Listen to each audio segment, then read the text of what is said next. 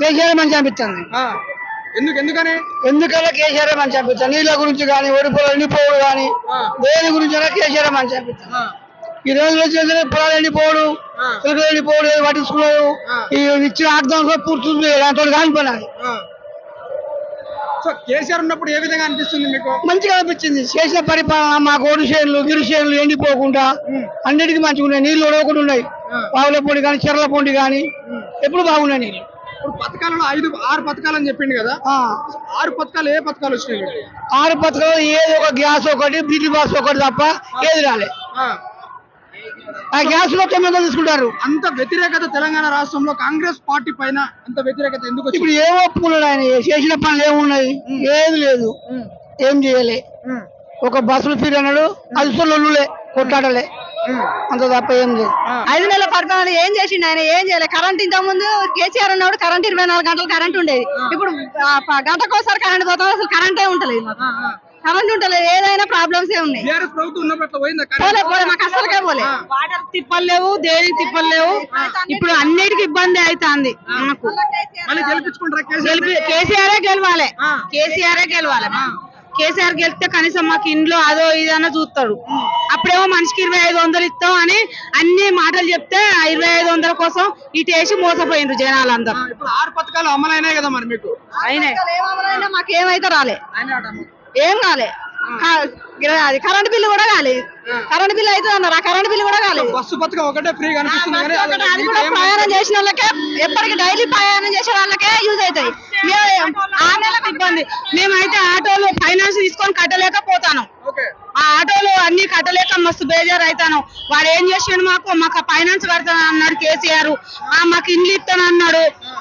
ఏదైనా ఒకటి చేస్తాం, మీకు మంచిగా చేస్తాను అనేసరికి అట్లా వీళ్ళు నమ్మలేదు ఆయన. కానీ మంచిగా చేసాడు మాకు అప్పుడు. సో ఎంత మెజార్టీ ఇస్తారు ఇక్కడ? సుధీర్ కుమార్ కి ఎంత మెజార్టీ ఇస్తున్నారు మీరు?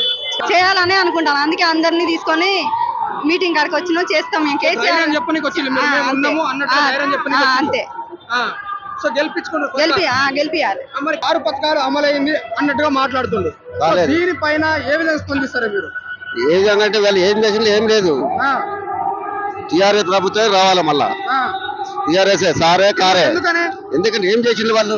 వచ్చి ఇప్పటి వరకు చూద్దా కరెంటు మధ్యలో కరెంటు ప్రాబ్లం ఉన్నది. నీళ్లు లేవు, పొలాలు ఎండిపోయినాయి, వరలన్నీ ఎండిపోయినాయి. మనం చూస్తాను. అదే మన టీఆర్ఎస్ ప్రభుత్వంలో నీళ్లు గిల్లు ఎండగలం అయినా కానీ నీళ్లు ఉండేది. సో ప్రజలు కష్టాలు చూస్తా ఉన్నారు. వచ్చినప్పటి నుండి కష్టాలు చూస్తాను. అదే మీకు ఎట్లా ఏ విధంగా ఉందన్న? ఏ విధంగా 6 గ్యారెంటీలలో ఒక్కటి కూడా ఇప్పుడు మేము గ్యాస్ పెట్టుకున్నాం, నాకు కూడా రాలేదు. అంటే చాలా మంది ఇబ్బంది పడతాను.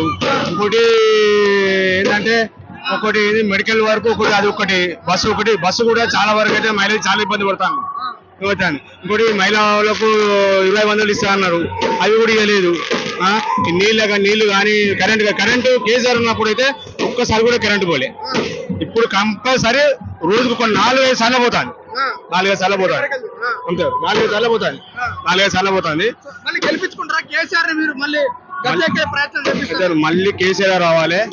ఏది ఉన్నా కూడా రైతు బంధు కానీ, నీళ్లు కానీ, కరెంటు కానీ, కేసీఆర్ 9 సంవత్సరాలు పరిపాలన చేసే గంటలైతే ఒక్కనాడు కూడా ఇబ్బంది పడలే. మేము ఇబ్బంది పడలే. కరెక్ట్ రైతు బంధు చేసిండు, పింఛన్లు చేసిండు, కరెక్ట్ గా అన్ని అమలు చేశారు. కరెక్ట్ వచ్చినాయి. కానీ కేసీఆర్ రావాలి. కేసీఆర్ గెలుపుతావా? గెలిపిస్తారా? ఎట్లా నీకు పెన్షన్ ఎంత వస్తుంది? పెన్షన్ ఎంత వస్తుంది నీకు? పెన్షన్